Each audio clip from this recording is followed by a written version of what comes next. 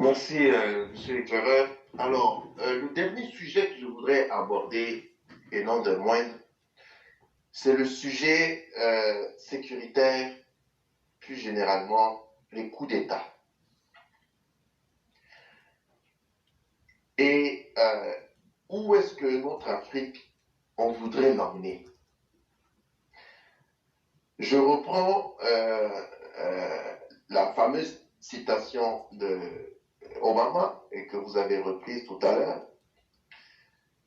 Et je cite Obama qui dit: l'Afrique n'a pas besoin d'hommes forts, mais d'institutions fortes, a dit Obama. C'était en 2009, je pense, quand il était au Canada. À cette citation d'Obama, je poserai la question à Obama. Il parle de quelle Afrique? L'Afrique actuelle ou la future Afrique avec la mentalité évoluée? Parce que, comme tout système ne fonctionne avec des hommes. Et pour avoir un bon système, il faut avoir des bons hommes. Voyez-vous, les coups d'État, ça, ces dernières années, c'est-à-dire la dernière année, on a eu coup sur coup, je pense, cinq coups d'État à peu près, en Guinée, au Mali, au Burkina, qui battent encore le record aujourd'hui. Et à chaque fois, c'est les mêmes justifications qui sont brandies pour expliquer les coups de force. Au Burkina, Blaise a été chassé au prétexte qu'il faisait plus il défendait plus le territoire. M. Kabouré est venu, Damiba brandit la même chose. Après, Damiba a été chassé hier ou avant-hier en brandissant encore la même raison. Au Mali, Ibeka est parti sur ces mêmes justifications fallacieuses. Les militaires ont fait 2 coups d'État, coup sur coup, en éjectant le président de la transition Bandao, toujours avec ces mêmes justifications. On a vu le Premier ministre par intérim aller aux Nations Unies du Mali, débiter un chapelet d'insultes. Mais à la fin, la question à se poser: est-ce que l'Afrique a avancé d'un pas? Non, on n'a pas avancé. Les zones que les djihadistes avaient ont continué de grossir. Nos États continuent d'être des États faillis. Les tensions entre les voisins ne font que s'accentuer. La population devient de plus en plus pauvre. Et c'est ça le nœud du problème. Mais revenons sur Obama, qui dit l'Afrique a besoin d'institutions fortes, mais pas d'hommes forts. Moi, je dis, notre Afrique actuelle a besoin d'hommes forts. Un homme fort n'est pas forcément un tueur, un criminel. On prend l'exemple d'un père de famille. Il y a des pères de famille qui arrivent à faire comprendre facilement des choses aux enfants dans leur éducation par le dialogue. Non, mon fils, on ne fait jamais ça. Si tu as fait telle erreur, bon voilà, je vais te couper l'argent de poche, ainsi de suite, on connaît tout ça. Mais il y en a d'autres qui vont directement par la punition corporelle.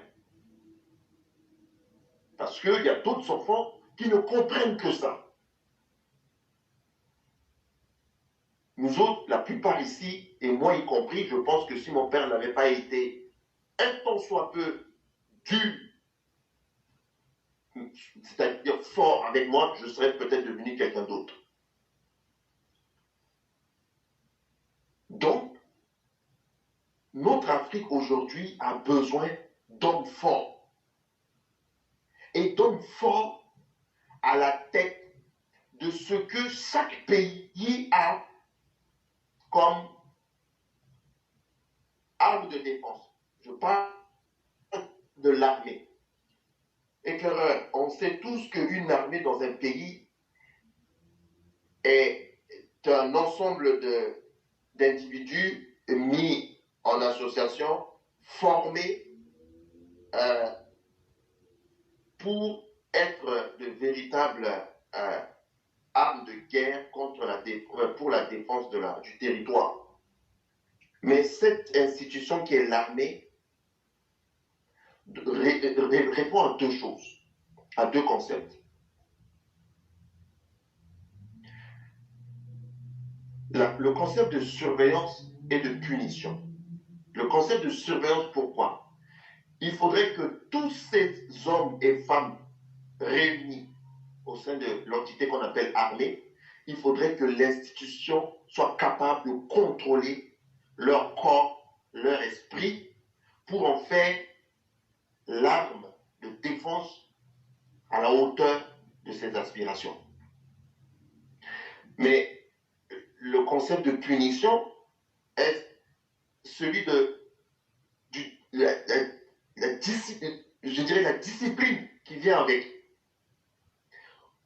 Malheureusement, aujourd'hui, dans nos armées, pour la plupart, et on peut voir ça au Mali, et on peut voir ça au Burkina, depuis que Blaise, qui était au pouvoir, qui tenait l'armée d'une main de fer, c'est-à-dire que la discipline régnait dans cette armée, est partie, n'importe quel petit soldat se croit capable de devenir le chef et faire n'importe quoi. Et faire n'importe quoi.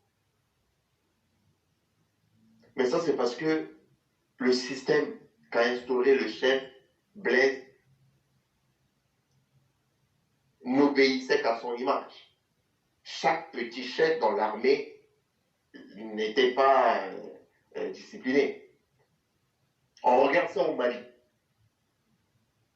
Chaque petit soldat se lève et dit « Je suis le chef ». À la tête du pays, on a un consortium de 5 colonels qui sont tous des chefs. Et chacun a son petit groupe derrière lui.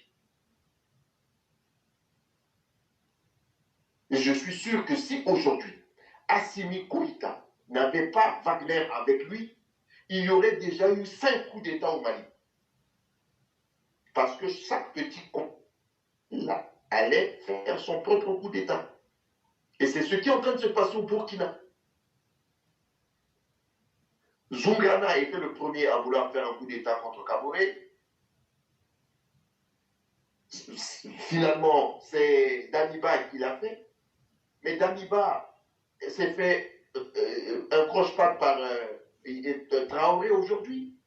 Voyez-vous, c'est tous ces gens-là dans l'armée, non disciplinés, qui sont en train de faire traîner notre Afrique. D'où la nécessité d'avoir une armée véritablement républicaine. Mais quand je dis républicaine, ce n'est pas l'image du chef de l'État qui doit imposer la discipline ou de contenir l'armée de leurs indisciplines individuelles des chefs de chaque groupement ou section. Il faudrait vraiment que le chef de l'armée, ceux qui contrôlent, ceux qui sont en contact des troupes au quotidien, soient vraiment ceux-là, les responsables, les plus respectés. Ceux en qui la troupe obéit. Et non l'image du chef de l'État qui est le chef suprême des armées conféré par les institutions. Donc, Oui, l'Afrique a besoin d'hommes forts, mais l'homme fort, pas parce que tu es dictateur, pas parce que tu tues tes concitoyens, mais l'homme fort parce que tu incarnes cette, euh, cette dualité du contrôle et de la punition, principalement au sein de nos armées. Parce qu'il n'y a jamais eu un coup d'État dans un pays par les civils. À moins que je me trompe, c'est toujours venant de l'armée. Parce que c'est eux qui ont les armes payées par l'État. C'est eux qui prennent les armes et qui parfois font bénéficier leur coup d'État par les civils qui sont en accointance avec eux. Donc, il faudrait vraiment que tous les États qui aspirent à une tranquillité travaillent d'arrache-pied à mettre des armées républicaines.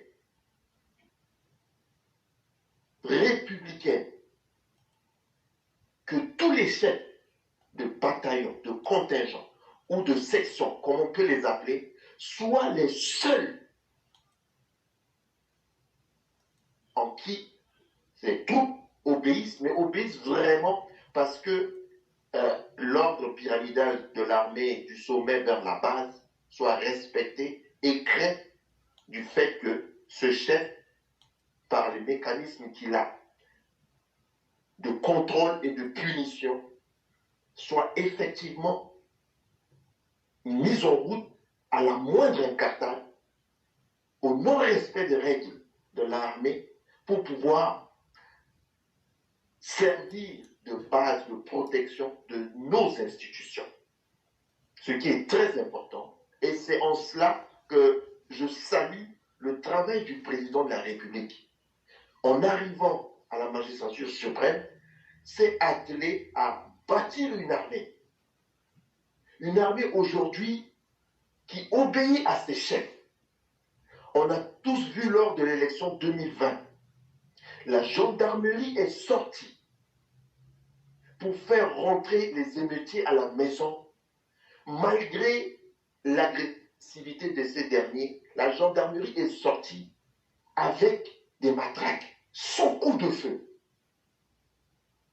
Parce que l'ordre est venu de très haut, de la hiérarchie, de ne pas faire de brutalité. Vous êtes une armée républicaine. Vous agissez suivant les règles, suivant les ordres. Parce que, après tout, quand il va y avoir un grabuge et procès, ce sont les chefs qui répondent la plupart du temps. On a vu aujourd'hui le procès du 28 ou du 28 septembre en Guinée. Dadis Camara est en train de répondre, même si lui-même n'a pas tiré un seul coup de feu, c'est lui le chef. Donc vous réagissez suivant les ordres. Je salue le haut commandement militaire ivoirien pour la discipline qu'aujourd'hui l'armée est en train de montrer. C'est en cela que je resalue encore la discipline face à l'injustice que subissent les 46 au Mali. Toute l'armée est derrière le haut commandement et derrière le président de la République pour soutenir leurs frères d'armes encore au Mali. Et par cette discipline de l'armée, on voit aujourd'hui la défense féroce du territoire par ces hommes en tenue qui permettent au président de développer son programme économique et pour faire émerger le pays. Parce qu'un pays sans armée est un pays qui ne peut pas se développer. C'est nulle part vu au monde. Aujourd'hui, les États-Unis sont la première puissance du monde parce qu'ils ont une armée forte qui défend ses intérêts tant à l'intérieur qu'à l'extérieur du pays. Donc, il faut commencer par cela, que notre Afrique commence par penser le système de nos armées. Il n'est pas nécessaire d'enrôler que des gens pour enrôler et faire baisser le chômage. Il faut enrôler des gens un ton soit peu instruit, qui comprennent la nature de leur mission pour pouvoir être véritablement au service de leur nation.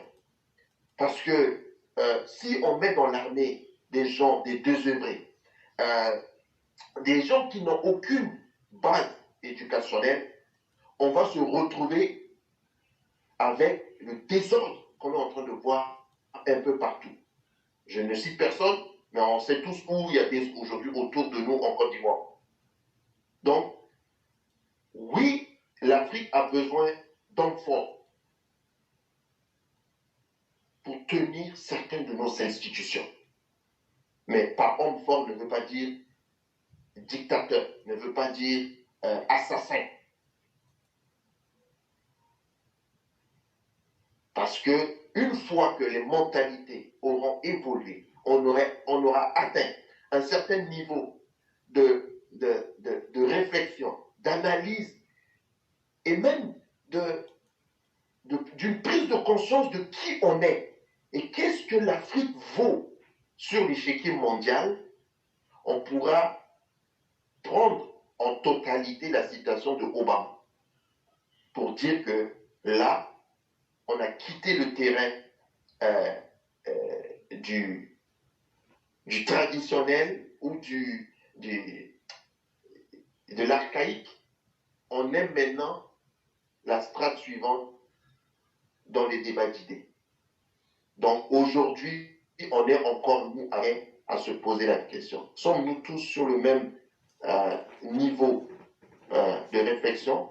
Non, on ne l'est pas. Il y a une très grande disparité. Il y a une très grande disparité au niveau d'éducation, à l'alphabétisation. Donc, faisons avec nos moyens, avec nos réalités, arrêtons de copier les autres.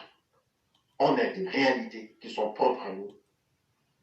Parlions à cela pour pouvoir donner à nos pays la chance un jour d'être au soleil comme les autres.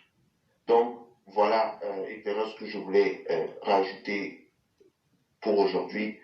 Donc, je vous remercie beaucoup, je remercie toute la classe. Et encore une fois, je présente mes condoléances au cyclone. Et on va s'appeler pour prendre de ces nouvelles.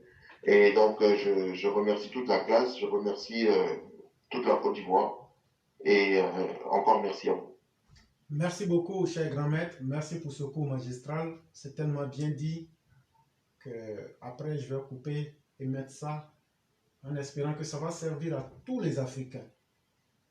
Parce que ce n'est pas dans le désordre qu'on pourra arriver à quelque chose de potable.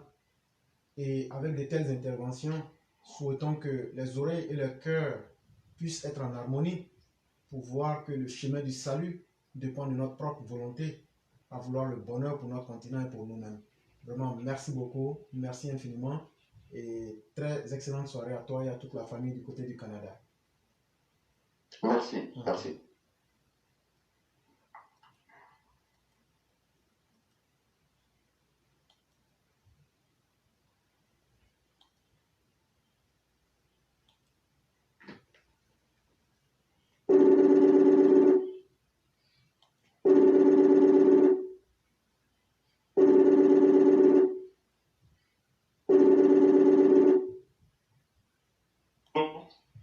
Oui, bonsoir le conquérant.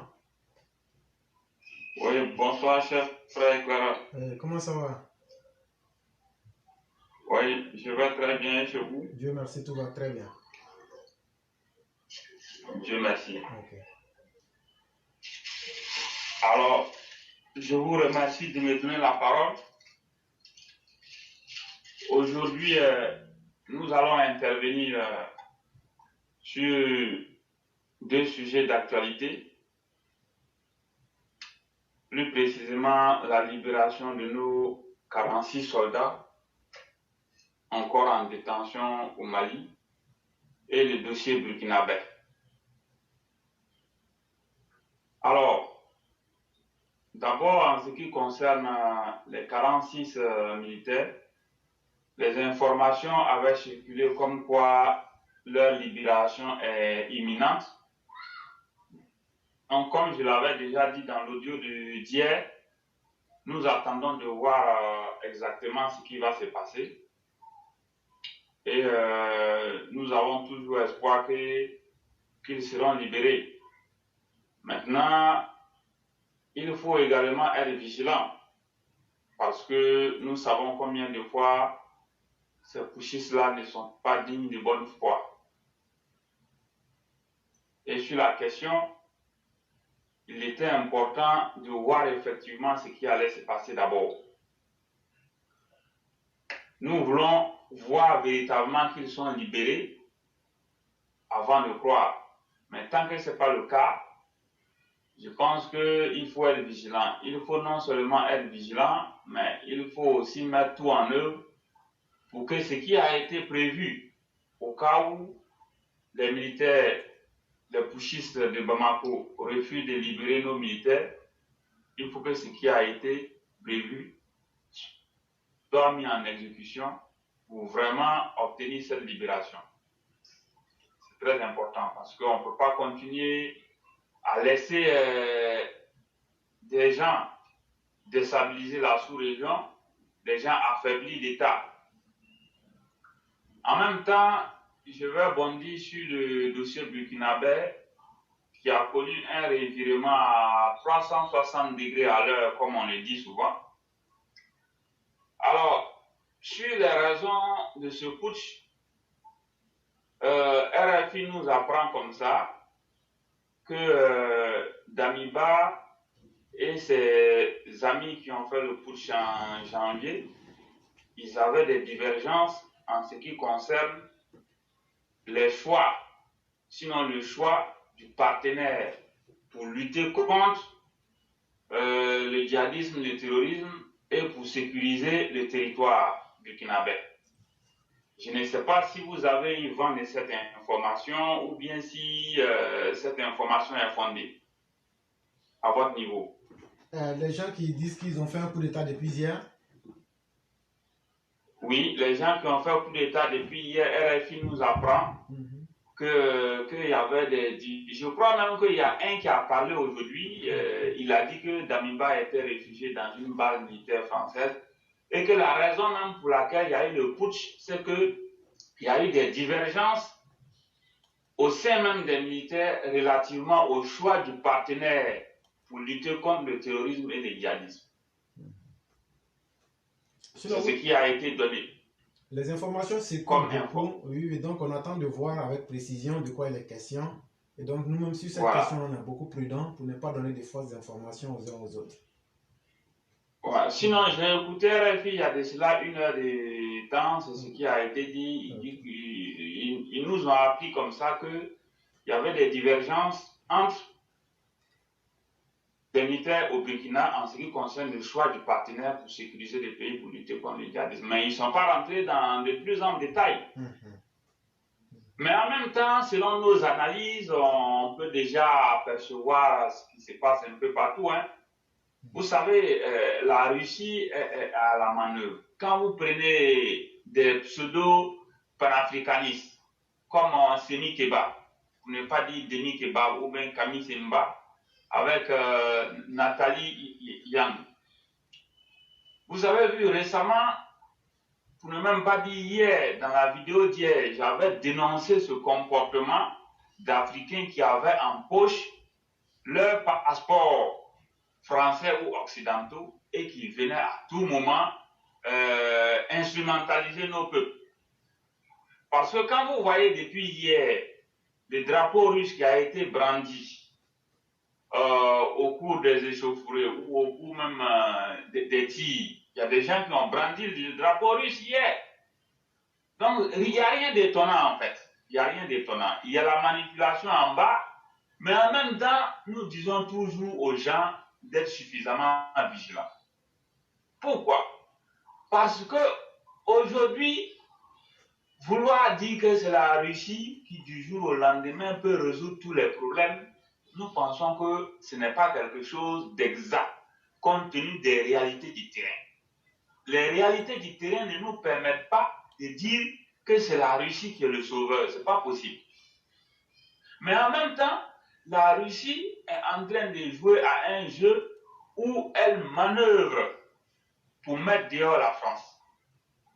C'est en cela que hier, j'ai fait la vidéo pour demander aux autorités des pays francophones et aux Français de se réveiller, d'ouvrir les yeux. Il faut se réveiller.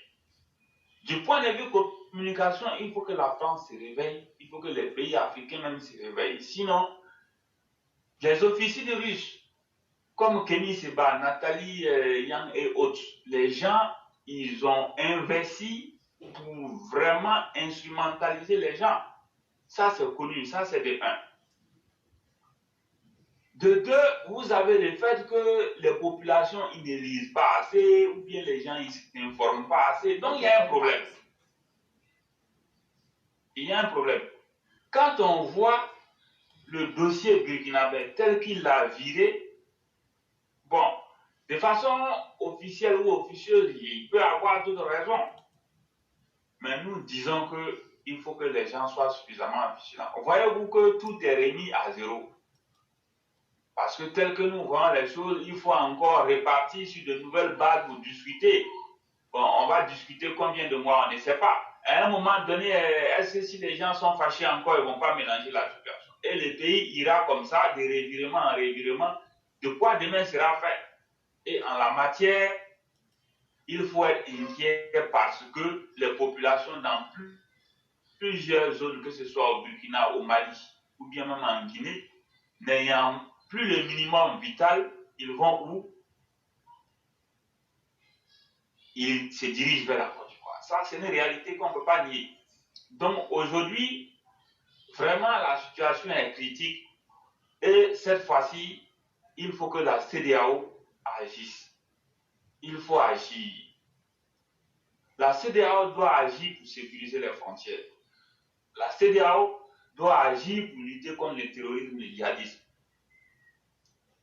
Aujourd'hui, ce qui vient de se passer, vraiment, du jour au lendemain au Burkina, on ne peut pas se permettre de parler comme ça de façon hasardeuse, mais nous pensons que nous devons suivre la situation attentivement de près, voir ce qui va se passer dans les jours à venir, avant de pouvoir parler. Mais vraiment, ce que nous souhaitons, c'est que la CEDEAO fasse quelque chose de plus fort cette fois-ci, en ce qui concerne la sécurisation des frontières. Du coup, avec ce problème, vous voyez même le dossier malien même qui est là. Moi, je ne sais pas, déjà au nord malien, au nord du Mali, il y a un grand problème. Il y a un très grand problème. Ce problème n'est pas résolu. Il y a le problème des militaires. Les militaires ne sont pas encore libérés, mais nous attendons leur libération. Et encore, ce dossier burkinabé qui vient encore de surgir, vraiment, la situation, elle est préoccupante.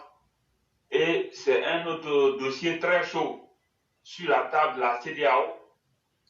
Cette fois-ci, nous pensons que vraiment, il va falloir trouver des gens dans l'ombre là-bas pour les envoyer en mission auprès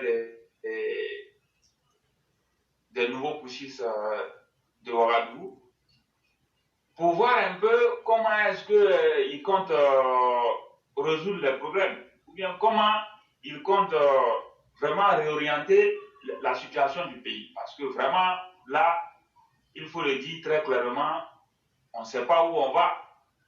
Et les putschistes même, je me demande s'ils ont conscience de tous les actes qu'ils posent. Parce que je ne vois pas un investisseur lambda venir investir dans un pays où il y a toujours des conflits, où il y a toujours des coups d'État, où lorsque il y a un petit problème, on a recours aux armes. Vraiment, la situation elle est déplorable, la situation est alarmante, c'est inquiétant. Je ne sais pas où on va, mais vraiment, comme on le dit, on a l'habitude de dire qu'on s'en remet à Dieu, mais vraiment, cette fois-ci, il faut réfléchir 1000 fois pour proposer quelque chose. Mais là encore, il faudra compter avec la bonne volonté de ceux qui sont là-bas. Sinon, ce qui vient de se passer encore, je ne sais vraiment pas où va la sous-région, mais la situation, elle est très déplorable. Voilà ce que je voudrais dire si vous avez quelque chose à ajouter. Vraiment, merci beaucoup, Sundiata le Conquérant, pour ce que vous venez de dire. Surtout les mises en garde et les avertissements que vous avez donnés. On ne peut pas dire plus que ce que vous avez dit, en plus de ce que Walter a déjà dit. Vraiment, tout est juste. C'est à nous de nous mettre dans la peau de personnes qui réfléchissent et qui essayent d'aller dans le sens qui puisse faire le bonheur véritable de nos peuples. C'est pas dans les sentiments, c'est pas en changeant de maître ou c'est pas en rendant plus complexe la situation qu'on va en arriver à une solution définitive pour l'Afrique. Vraiment, je ne sais pas si vous avez d'autres sujets à développer. Non, compte tenu de l'heure, vraiment, il n'y a pas autre sujet à développer parce qu'on le dit souvent, la stabilité, la sécurité, la sous-région est en train de se dégrader fortement. Franchement, c'est... Ok. Et donc, la dégradation de la sous-région, ça ne laisse pas envisager que à l'avenir, les choses pourraient bien se passer dans la sous-région. Déjà, quand je regarde, vraiment, ça va entraîner des conflits, des crises humanitaires. En réalité, c'est ça. Il y a des crises humanitaires à l'horizon. Et je ne sais vraiment pas si les partenaires vont accepter de mettre la main à la poche lorsqu'on est en train de les dénigrer, surtout les partenaires occidentaux. Quand ces crises vont se créer et que les Burkinabés, les Maliens, les Guinéens vont chercher à descendre sur la Côte d'Ivoire, j'imagine ce que cela va entraîner, mais franchement, il y a une réalité qui est là. Hein. Quand vous êtes en Côte d'Ivoire même, vous sentez parfois que la crise dans les pays voisins se ressent quelque part à travers un type de population qu'on voit un peu partout en Côte d'Ivoire. Souvent, on s'interroge où ils sont quittés. Des gens qui ont des difficultés pour se loger, qui ne savent pas où dormir, qui ont des difficultés même pour faire face aux charges quotidiennes. Souvent, on s'interroge bien d'où ils viennent. Mais ça a quelque chose à voir avec la crise, sinon les crises que nous voyons un peu partout dans les pays voisins. Ça, c'est une réalité. Et nous allons tout droit vers une crise humanitaire chez ces voisins-là. Mais là où il faut vraiment s'inquiéter, les gens seront tentés de venir en Côte d'Ivoire et ça ne va pas nous faciliter la tâche. Ça, en ce qui concerne le logement même déjà, vous voyez les gens en difficulté pour avoir accès à de bons logements.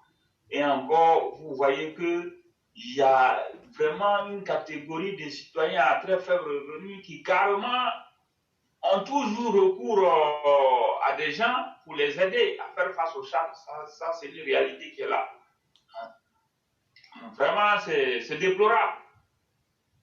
Je ne sais vraiment pas la CEDEAO qu'est-ce qui se passe, mais si les dirigeants ne font rien, c'est pas bon. C'est pas bon du tout. Bon, on ne peut pas aussi, c'est un sujet sensible, hein, on ne peut pas aussi aller au-delà de ce que je suis en train de dire en avançant des idées. C'est une situation assez complexe qu'il faut analyser attentivement avant de parler. Effectivement. Franchement, il y a du boulot. Hein. Il va falloir beaucoup réfléchir encore dans les mois à venir pour pouvoir sauver la sous-région. Vraiment, ok, merci beaucoup. Merci beaucoup. Et j'ai dit merci à tous nos auditeurs et auditrices. Sur ce, nous allons nous séparer. J'ai dit merci à tous ceux qui nous ont suivis. Et donc, Sundiata, on va vous laisser le mot de la fin pour dire vraiment merci et au revoir à tous nos auditeurs. Alors, chers auditeurs, nous vous remercions de nous avoir écoutés attentivement. Comme vous le voyez, hein, les problèmes sont en train de naître un peu partout dans la sous-région. C'est une inquiétude majeure. Tout ressortissant de la CEDEAO aujourd'hui devrait s'inquiéter de ce que sera la CEDEAO dans les années à venir. Mais comme on l'a dit, il ne faut jamais désespérer. L'espoir fait vivre et il faut toujours envisager un avenir à Dieu. Donc nous pensons que nous devons redoubler d'efforts de vigilance et surtout réfléchir attentivement à ce que sera la sous-région dans les mois à venir, sinon dans les années à venir.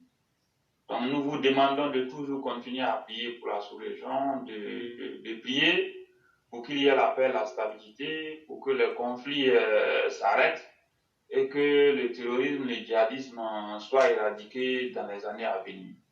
Sur ce, portez-vous bien et on va dire excellente nuit. Merci beaucoup et très certainement que nous nous retrouverons dans les jours à venir. Merci beaucoup.